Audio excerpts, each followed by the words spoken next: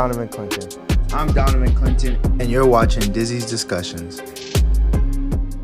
What's up, everybody? It's your boy Dizzy back at it again with another episode of Dizzy's Discussions. Today, sitting with me is a San Gabriel Valley legend. He was a Hall of Famer at my alma mater, Bishop Amat. From there, he went on to play at Notre Dame, where he still holds records as a linebacker. From there, he went on to have an NFL career. And aside from that, he's an entrepreneur, an author, and one hell of a man. He is the one and only Kory Minor. K-Mon, man, thank you for being with us today. Thank you, man. Appreciate that in the intro. So the check's in the mail for sure. Much love. Much love. Thank you. Yeah, of course. Now, I want to start off the field. There's plenty of things to talk about on the field. Sure. But start off the field. We see a lot of people after they make it to the top, after they make it to the NFL, and they go on to retire. They kind of don't know what to do. Yeah. Some people, they are set for life. Yeah. Some people, they got to keep on grinding, keep on working. What was your mindset after retirement, and how did you figure out what you were going to do? Sure. Great question. First off, listen, I wasn't set for life. I didn't make Tom Brady money, right? So I had to figure out something to do next, right? So one thing about me was I was always preparing for that while I was playing. I was doing internships while I was playing. Okay. I was going to different board meetings. I was in Carolina. I was trying to meet who's of who's, right? So when I got done playing, I could use my name to further my career outside of football. And so for me, the transition wasn't as bad as most people because I planned for it. Mm-hmm. My biggest piece of was like, okay, like, dude, like it's over with now. Like it's done. Like you're not going back to what's next. And once I figured that out, it was for the most part smooth sailing. Nice. Now, you wrote a book. You wrote 3 books actually, if I'm not mistaken. Correct. So, I know you posted recently that you did it to leave a legacy, to leave something for your kids, but you also had to figure that you had a voice and that you had a way of impacting people. How did you figure out that you had that voice, and what prompted you to write these books? Yeah, no, great question again. Again, the legacy piece was massive for me. 3 kids. When I'm gone, I want them to have something that kids, and so on and so forth, of course. Yeah. The other piece too was that, listen, I come from the inner city of LA, right? I grew up in gang violence, and so I wanted to have a platform to say, listen, like if I can do it, you can do it, right? But writing a book is not hard. It just takes some work. Like sit down and like get to writing, right? Or hire a ghostwriter and they write it for you. But don't let that be the reason why you don't have a book. Everybody should have a book. Everybody has a story to tell, right? And so I was saying in my message the other day, listen, everyone has a story to tell, right? Be okay with telling the story and be vulnerable with it. There's good and bad. That's the big piece for me. The other piece of it was, listen, I have some information, I have some knowledge, right? Someone needs the knowledge that I have, right? I know a little things about a few things, right? and so someone needs that knowledge. And so if I can help pass it on beyond my family, why would I not? Right. Now, you just mentioned you didn't make a ton of money, but I'm sure once you made it, you made a lot more money than you ever had before. Sure. And we see a lot of people, young men, they kind of sometimes throw it away. They buy everybody something, they buy themselves something. How did you react to having more money? Yeah. Well, first of all, I didn't have much money they had, so I couldn't buy everybody something. But listen, don't get me wrong, I did very well, don't get me wrong. I just understood that the game was going to end at some point, right? And plus, people don't know, we get paid over 17 weeks. Yeah. So you got 35 weeks you got a budget for when you're not getting any money, any income. And so I remember that, right? And so I tried to budget and plan. I had an apartment for a long time. I had a decent car payment. I wasn't going on a lot of trips. I didn't have jewelry. I wasn't doing any of that, right? I was holding on to next season because I was the guy, even though I was playing well and doing well, I didn't know if I was going to be cut or not, right? I wasn't one of these star athletes where you're guaranteed to be on a team. And so I had to save and budget. And so that stayed with me the whole time. And so that's how I got through it. Okay. So now shifting on to the field and shifting to your career as a football player. Well, let's start here at home. You go to Amat, you're an absolute beast there. Thank you. At what point did you realize how good you were and how good you could be? That's a great question again. I really didn't know. I had a drive and a vision for sure. Yeah. Like you weren't going to outwork me. I might not have been the best athlete, but you weren't going to outwork me. So I had a drive and a vision by far. The other piece to it was grace of God, man. Like I just worked my tail off. Yeah. Like, I tell young men all the time, listen, at the end of the day, and women as well, no matter what sport it is, listen, like you got to be the one who shows up first, who leaves last, and is going to put the work and time and effort in, and then pray. The man above, some luck goes your way, because it's luck too, right? I worked my tail off, right, to be in a position to have luck. Right. You see what I'm saying? Right. And so listen, there were some great people there. Your dad is one, McCutcheon is one, Hooma is one. Garcia, Thomas, guys who pushed me, Ralph Brown, guys who pushed me to be better, right? And so when you have people that are like-minded that you're around, you say, man, these guys are pretty darn good. I got to raise my level up. Yeah. I got to go to a different level. Yeah. I know for sure with Dalen, I just seeing him, he was a natural athlete. Mm-hmm. So seeing him work and do things, I was like, man, I got to keep going. I got to raise up, right? So I just put the time and effort in the gym, on the track, grass, whatever I was doing. You wasn't going to outwork me, and I was going to work hard next person for sure. Nice. Now, you had goals, you had visions, like you said, and one person I know held you accountable to that was your mother. Yeah, for sure. And I heard that back then, because of that, she wouldn't really let you go out and do things that you want to do with your friends after games and stuff like that. Talk about what that led to for you. Sure. First off, you did your homework. First off, I appreciate that. Number one, man, my man did his homework. My mom was a beast, man, and she still is. And she just listen. Nothing good after 11 o'clock at night while you're out there, right? You said this is your golden dream. You say, listen, to school and Notre Dame's where you want to go. Then what's the plan to get there, right? Because going out to party, doing all that, it's just what we weren't about that, and I couldn't do it anyway. Even to do just like I said, even the pizza party after the game, we go home. But here's what we did though. People don't know this. So we would go home. My mom was an usher, right? That's how she got her hours at Bishop Vermont, right? But she had a little notebook with her. So she wrote in every play in the game I had. I didn't do well. So we came back home. She ran me a bath water. I got in the tub, closed the curtain up. She came in there with the stool and sat. And we went to every play I had in that game that I didn't do well for 3 years. Wow. People don't know that, right? So people say, man, how'd you make these leaps? Because I practiced on what I didn't do well. My mom like, you didn't do this well at all. Let's go practice this. Yeah. Let's go learn this. Let's go work on this. Yeah. And so by doing that, I was so uber focused, man. Right. People say, well, how'd you go from like the sophomore to like a really good junior year? It's like boom, senior, like bam, you were just like, listen, I just locked in. Yeah. I just literally locked in. Said, listen, you're not gonna beat me. You're not gonna outwork me. Right. I got my body in the right shape. I worked out at Bulldog Gym with Tim over there, who got me big as heck and strong. But I just had this mindset. I learned the mindset of it, right? Like, okay, like you're not gonna beat me. Right. I'm gonna dominate you today. Right. And so our practices were harder than the games. Yeah. Because our guys were going against some pretty darn good guys. Yeah. And so, my mom just saw the vision in me. Once she saw my work ethic, she saw it like, okay, my son he's on to something. Like, let me feed that. That's awesome. Now, you mentioned some of your teammates from back in the day. Yeah. They told me a story that I need you to confirm or deny. So I heard that there were some games where you wouldn't start off too well. Mm-hmm. So at halftime, everyone would go in, and the big Coach Walters would come in and he would yell at you, cuss you out, things of that nature. Yeah. And you would go into the bathroom and you would cry the rest of halftime. Yeah. But then the second half, you would be like the second coming of Lawrence Taylor out there. I need you to confirm. That story. It's funny, man. That's actually true. It's funny you said that. So, coach I had in Pop Warner at Covina Vikings, Coach John Toigo, passed away, God rest his soul.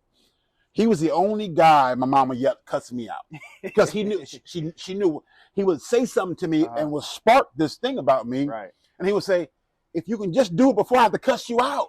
I don't know what it was, but as soon as he did, a switch went off. Yeah. And so, like, it happened to Almont too. It was Coach Salter's time. It was God, he passed away. Coach Joe Rogers. And he was 6'6", like 400 pounds. So when he yelled, you felt it. And so they would go off on me.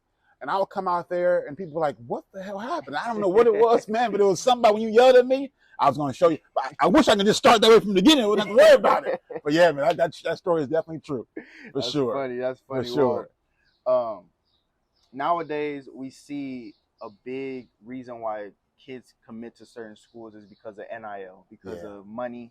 That's a big incentive. But of course, back in the day, you guys, that wasn't really an option for you. Yeah. You wound up choosing the University of Notre Dame. How did you come to that decision? Yes, I was 6 years old, man. I would sit every Saturday morning and be glued to the TV, right? The fight song, the pageantry, the Golden Dome, the helmets. Like, I would jump around. Go Irish! Go Irish! My mom was like, hey, calm down. The neighbors don't get mad.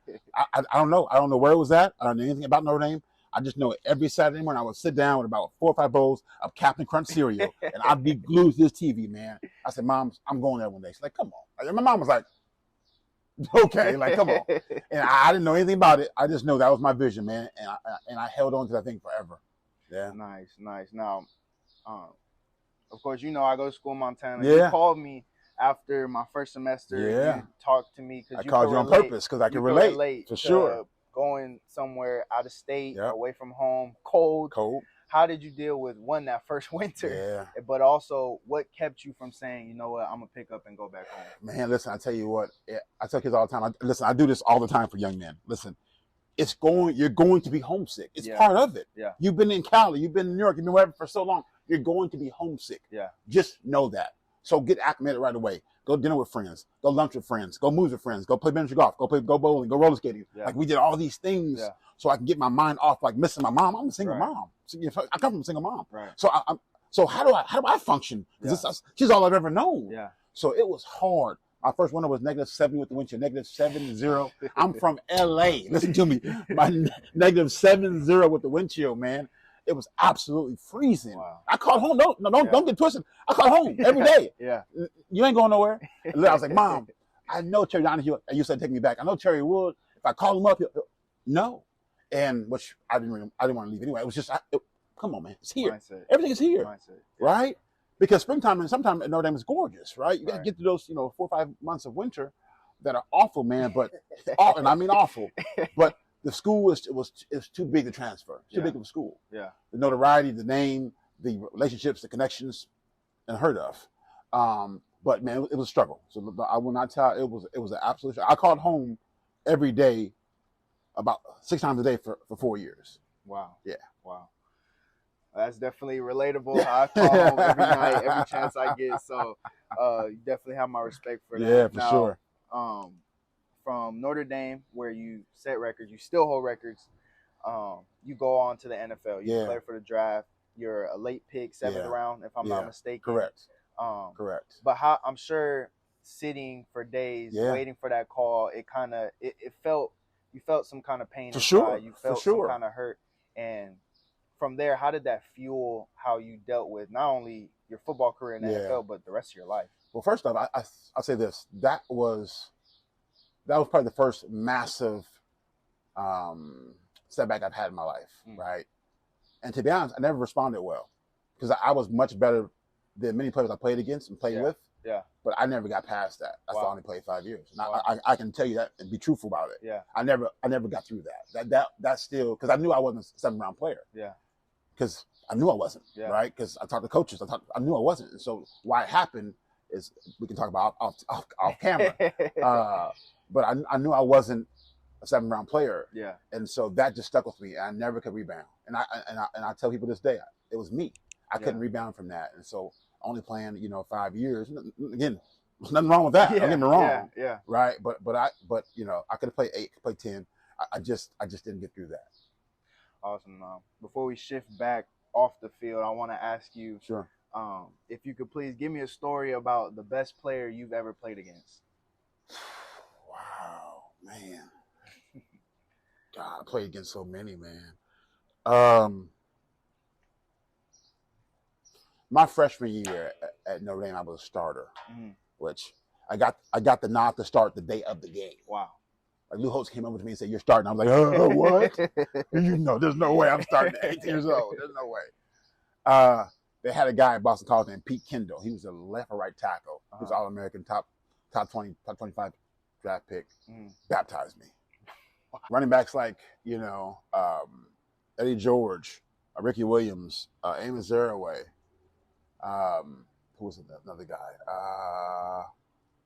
It was tough, man. We had some dudes, right? Notre Dame, you play against the real dudes, For sure. So that was tough. Then the NFL, everybody's great in there, right? So again, Marshall Faulks, the Randy Mosses, the Chris Carters, all those guys who are just, damn good athletes and damn good players, man. Right. So it's listen, it's a humbling experience, man, because when you realize, listen, there's people way better than you are.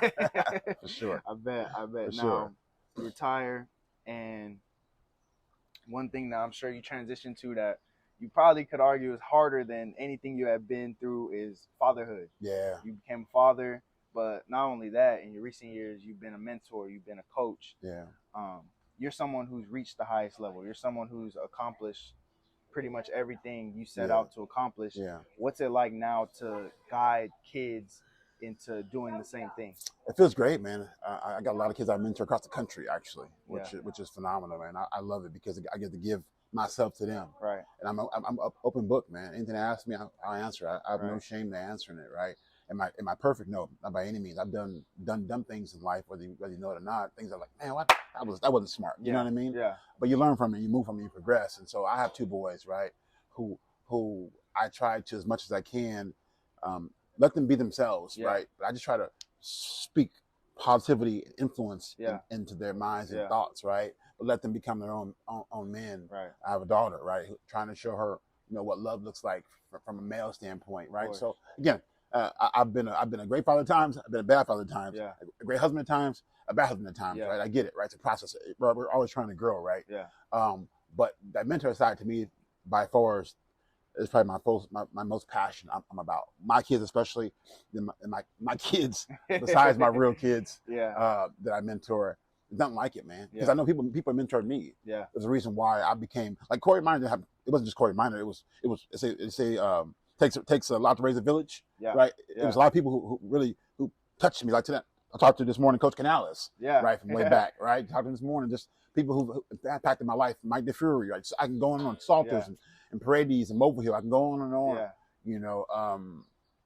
on. Coach Glenn, who passed away. I go on, and so I'm just trying to give back to people who gave to me, right? Because I was so fortunate to get their embrace and their love.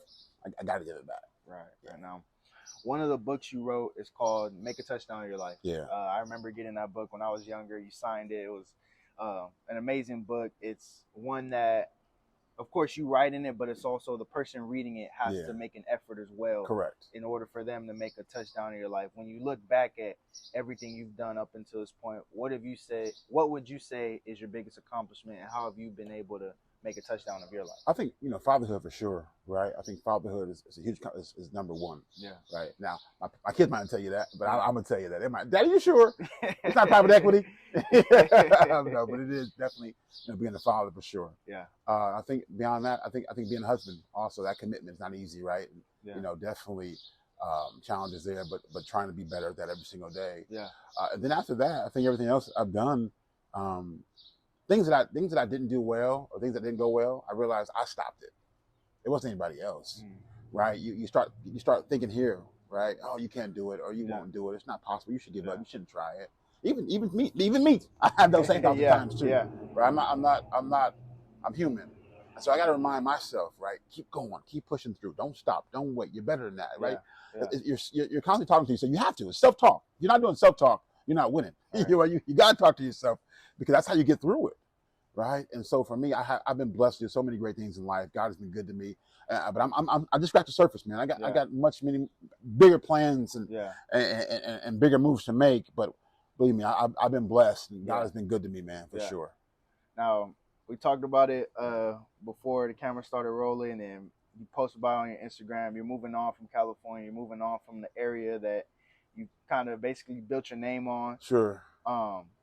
Talk about, as you move forward in your life, the legacy you're leaving behind. Of course, you're going to take it with you. Yeah, for sure. You're leaving behind, and talk about the things that you've built and what you're proud of as you move on. Yeah, sure. Listen, I love California, man. I spent my whole life, and I'm probably ever leave. I probably commute back and forth, but I'm a Nevada guy, man. Number one, because I love no state tax. Yeah. Right. I'm a gun guy, so I like to have different guns I want to have. It's a pro-business state. California is not. Right, so there's many reasons why I'm a high-rise guy. I love high-rises. Yeah. So I'm more like commute back and forth than actually just be settled there and never come back. Listen. I've accomplished a lot, but I got a lot to do. Like I'm doing this phase. I'm still going north. I'm trending north because this next half of my life, man, people are like, you did what? It's gonna be special, man.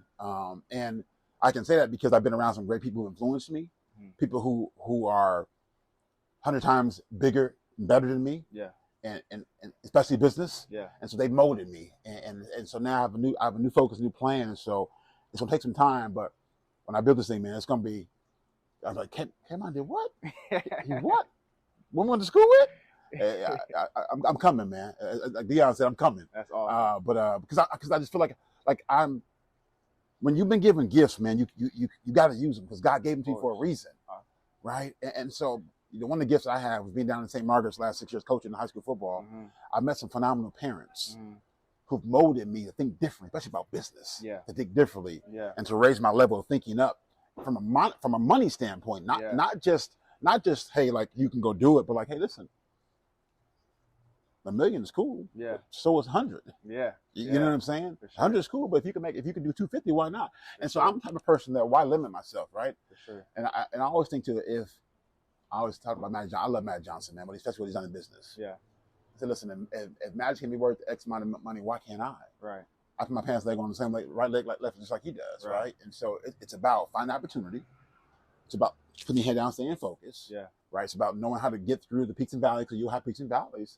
But align yourself with the right people. So I do a lot of coaching now with people who are stellar. I'm in their programs. I'm learning from them so I can go to that because now where I'm going next, I gotta teach. Because I'm gonna teach you how to make $5 and $10 million. That's my goal, right? We talked earlier. I said, what you want to do? You told me automatically I had the idea for you from a business standpoint already. You said that's just how I think. Right. And so for me, as I move to this next level of, creating wealth and doing things for my family, it's also a bridge to say, hey, listen, I come from this area, right? You know me, you know where I come from, you know what I've done. Right? I can help you get there too. But you gotta have the same mindset as me. It doesn't happen overnight. People say, oh, I'm an overnight success, right? I was listening to something other day by Kevin Hart. 25 years he was trying to get on, something like that, right? It takes time, right? And so the problem is people aren't willing to eat shit. Excuse my French. Oh, I want it today. I want to start speaking and be paid 10 grand a month to speak or 10 grand per speech. You just started, bro. You got to eat shit first. For sure. And people not want to do that, D. That's the problem. For sure. Right? Everybody wants, I want to be the best today. I wasn't the best linebacker today. It took a long time for that. I didn't make, USA Player of the Year and Gatorade Player of the Year, and Ohio Touchdown Club and Atlanta Bobby Dodd Award overnight. It took time.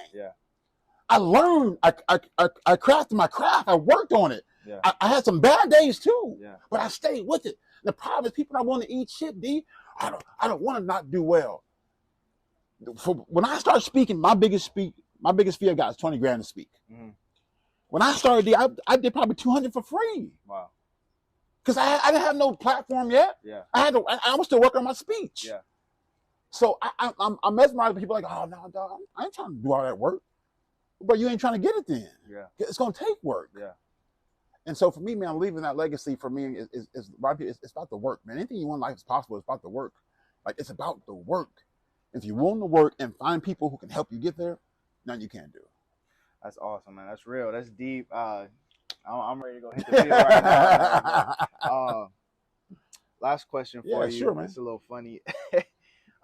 You mentioned the guys around you when growing up, and I think I got a new nickname for you guys, the S-Curl Boys. The Activator Boys. No, he didn't. And out of everyone you mentioned, I think you're the only one that still has hair. So how does that feel? Yeah, I realize that. Everybody's bald now, man. It's funny because I was telling D-Mac the other day, I said, I'm going to put my curl back in. He was like, what? I said, yeah, man. So I put one in the other day, actually. Yeah, I go back and forth. I'm wishing. So I'm almost like a female, man. Like my wife probably tell you, man, I am, man. I do my hair forever, man. Like when I was in the NFL, I had braids. I used to weave color in my hair. And in Notre Dame, I started all that stuff. Like people didn't have braids back then, right? People are like, different. Who's this dude? What's Kory doing? I never seen that before, But I've always been different, man. People say I've always been different. I didn't go to parties. I was always reading books. I've always been different. But people say, oh, this doesn't surprise me because you were different growing up. That's a compliment to me. Right? Because I knew I wanted something bigger and better. See, I remember I saw my mom struggle. Right. Single mom, multiple jobs, love her to death. She's amazing. But I saw her struggle. Right. I saw how hard it was sometimes to put food on the table. I saw that. And so I said, okay, I don't want that ever. I never want that. Right? For my family, for anybody. So I got to build myself up so I don't ever have that, but get to a point where I can give so much down. Because listen, when you have money, you can do more and say, I'm going to pray for you. Of course. Right? Because you don't have the money, like, hey, I'll pray for you. Yeah. But if I'm like, listen, here's 20. Yeah. Here's 100. Yeah. How much you need? 10? I got you. You see what I'm saying? Yeah. Because God forbid, if you're in a situation where you need money, I want somebody to help me. Right. And so I was going to get back, man. And so for me, I think at the end of the day, that group we had was special guys, man. It really was. And I love those guys. You know, we don't talk a lot about, I think about them, pray for them every single day, man. Yeah. I love each and every one of those guys, man, especially your pops.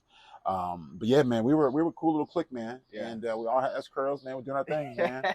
And but it was a lot of those guys molded me who I am today, man. I'm thankful for that for sure. Nice. No, I can't thank you enough for being here. My pleasure, man. Anytime. You're an inspiration. Thank you're you. a role model of mine, of Thank course. you. I appreciate it, man. Thank you. I think what a lot of people need to know nowadays is that being different is okay. Yeah. Being different is special. Yeah. And you're definitely someone who was different, and look at what it's created. I appreciate it, man. Thank you, my nothing brother. but greatness your Thank you, whole my life, man. and I appreciate it. good luck to anything you have ahead. Well, thank you, man, for that. And it's a good luck to you. I mean, first of all, number one, go to Montana. It's foreign to you. It's new to you. Yeah. You probably want to come back home many times. Yeah. I already know. You ain't got to tell me. I already know. Yeah. Right? But why I love you, bro, is you stay with it. You knew it was going to be tough. Yeah. You know it's going to be hard. You found a way to transition, right? You probably counted the man above quite a few times to get you through it, because I know I did. Yeah. But I'm proud of you, man. You got 2 years left, man, and you're fighting through a little adversity right now, right? But who you are as a man and what your parents have built in you is why you're able to stay through it. Yeah. And now you as a man now, facing your adversity right now, your hamstring right now, it's here. Yeah. Right? Find your way to put yourself out of it and keep going, because you're doing something phenomenal, man, that many young men hope to have the opportunity to do. And I'm proud of you, and I love you, bro. Yeah, I appreciate that. I really do. For all of you watching, I appreciate it. Thank you so much. Be sure to like, comment, subscribe, and share. And just stay tuned. I have another video coming for you real soon. Deuces. Right, that's it.